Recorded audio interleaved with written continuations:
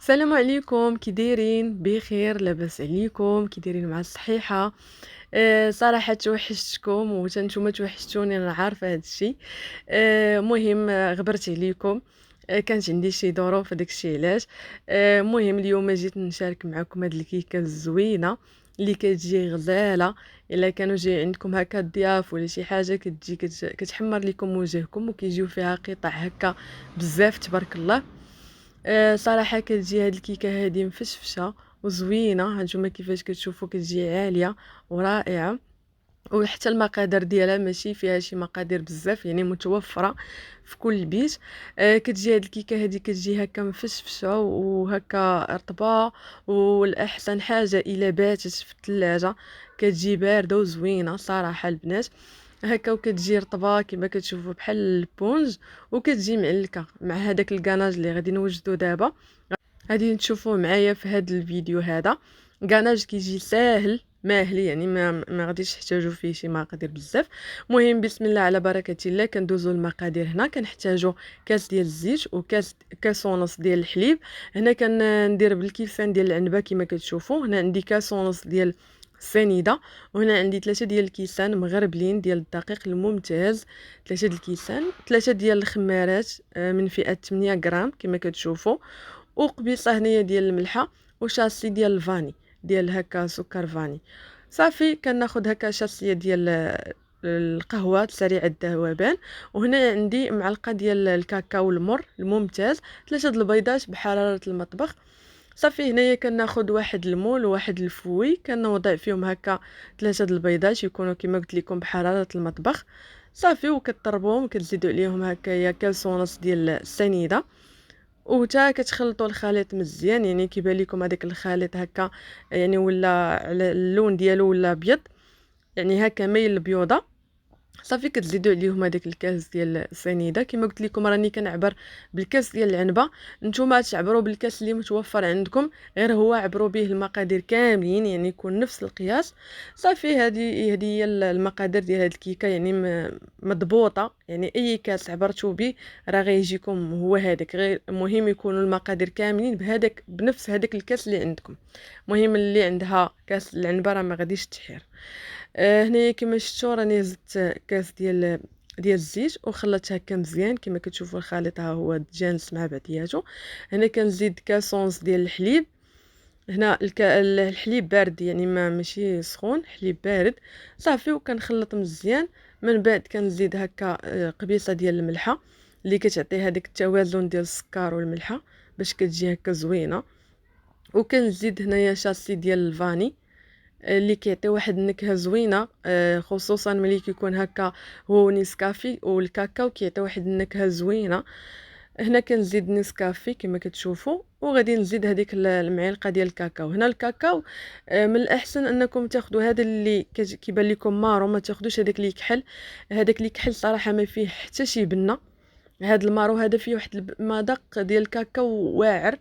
انا دابا يا كنت خديته واحد المره من عند واحد الهري، وما جانيش بحال هذا اللي كيكون هكا قهوي. هذاك الكحل كيجي لا علاقه صراحه البنات، كيجي لا علاقه في الكيكه. صافي كنبقى نحرك هكا مزيان. وكنزيد 2 كيسان ديال الدقيق ديال الفوس يكونوا مغربلين. والكاس الثالث كنخليه حتى كندير الخمارات، عاد كنزيد هذاك الكاس الاخر.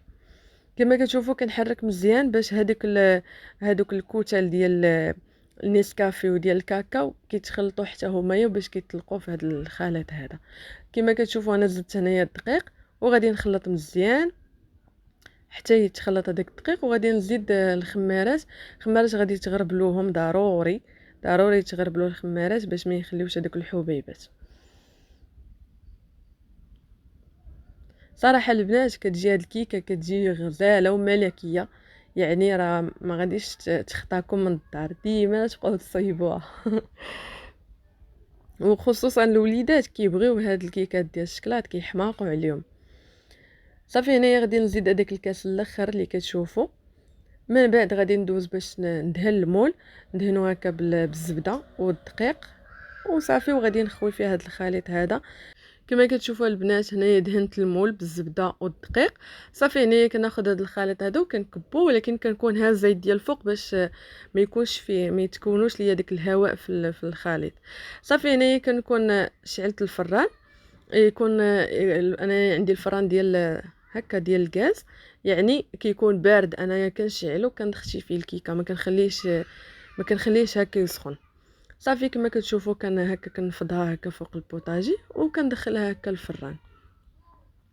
صافي كما كتشوفوا ها هي الكيكه طابت، جات هكا منفوخه تبارك الله.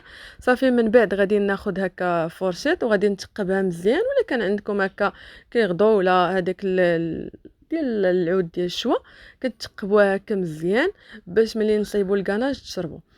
بالنسبه هنا للكاناج كنحتاج 2 كيسان ديال الحليب ديال العنبه. هنا الشكلاط هكا مربعات يعني ماكا ولا كالا. كنحتاج هنايا شاسي ديال نيسكافي، وهنا معلقه ديال الكاكاو والمر. كناخذ هنايا فلون ديال هكا ديال الشينوا، كيعجبني هذا الفلو هذا زوين صراحه، كيعطي واحد المذاق زوين. وهنا دانيت ديال الشكلاط. صافي كناخذ هنايا كاسرونه وكندير فيها هذا الحليب هذا كما كتشوفوا، وكنزيد عليها معلقه ديال الكاكاو ونيسكافي ومعلقه ديال الزبده، وكنخليهم هكا فوق النار حتى يتخلط هاد المكونات هادو، يعني ندمجوا مع بعضياتهم. هنايا كنزيد الفلون، نسيتو عفوا، كنزيد هنا حتى الفلون، وقلت لكم كنديرو فوق البوطه وكنخليهم يندمجوا مع بعضياتهم. عاد من بعد كنزيد الشكلاط وكنزيد هذاك الدانيت. هنايا غادي نزيد عاد معلقه ديال الزبده كما قلت لكم، باش هذيك الزبده كتعطي لهذاك الكناج واحد البريو، كتجي هكا فيها ديك اللمعه زوينه. صافي كما قلت لكم عاد من بعد غادي نكبو هكا فوق الكيكه باش كتجي هكا شاربه ومعلكه كما كتشوفوا البنات، كتجي صراحه زوينه. ومن الاحسن البنات تخليوها تبات ليله في الثلاجه، راها كتجي خطيره، ما نعاودش لكم كتجي رائعه. صافي هكا كما قلت لكم كنخليها هكا تبرد واحد شويه، ومن بعد ندخلها الثلاجه وتزوقوها باش ما كان اللي عندكم متوفر في الدار كتزوقوها. انا عندي الفيرميسيل كحل، صافي هو اللي درتو هكا من الفوق وجا صراحه جا زوين.